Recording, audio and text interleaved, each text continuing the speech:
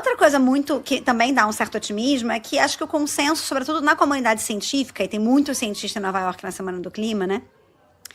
É que as respostas técnicas, tecnológicas para a emergência climática, elas já existem. Em grande medida, elas já estão aí.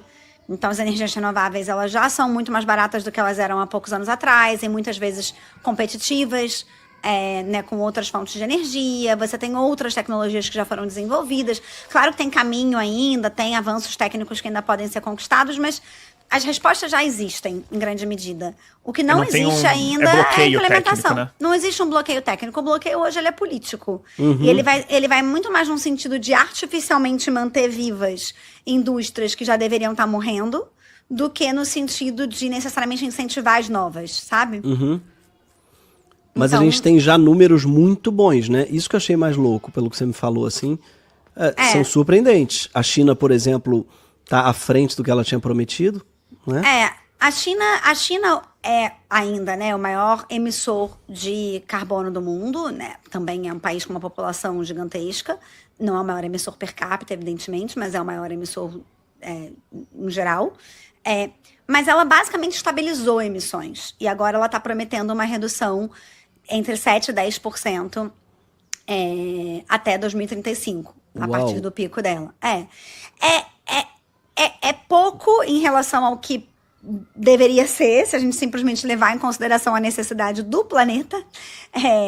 Então, o ideal era ver mais ambição, mas ao mesmo tempo a China, historicamente, ela não se compromete muito. Ela raramente promete redução, ela nunca tinha prometido até agora. Então, agora ela realmente prometeu uma redução no agregado de emissão de combustíveis fósseis, e ela quer sextuplicar a capacidade de solar e eólica. Então, basicamente, o que ela está falando a gente vai reduzir combustíveis fósseis, mas a gente vai aumentar significativamente a capacidade de geração de energia do país.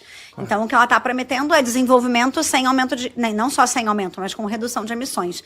Isso é ótimo que ela faça essa promessa, seria ótimo que ela fizesse uma promessa mais ambiciosa, mas o fato é que a China hoje, de todos os países, é o que tem talvez mais credibilidade em relação a cumprir essas promessas. Então, ela está fazendo uma promessa que é talvez um pouco cuidadosa, mas existe uma possibilidade concreta dela cumprir.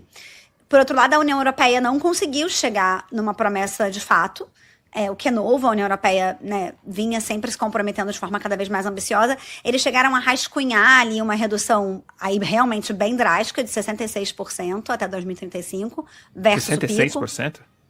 Versus o pico, Mas não conseguiram fechar. Eles rascunharam, não fecharam. Pô, mas que doideira, né? Se fosse 30, já tava...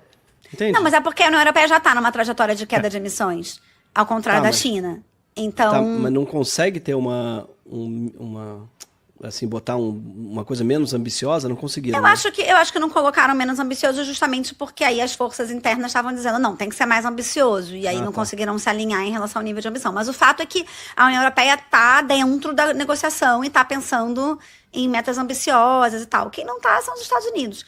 Mas com essa combinação de China estabilizando e caindo timidamente, mas caindo, e a União Europeia caindo muito, e claro, gente, são, né, blocos populacionais muito diferentes. A União Europeia tem uma população em declínio também, então é muito mais fácil também se comprometer, e é um continente já muito desenvolvido e assim por diante. Então, não é comparável, tá? Mas o fato é que com esses dois grandes blocos, cada um à sua maneira e em relação à sua realidade, né, contribuindo para uma estabilização e para uma queda, a gente tem chances reais de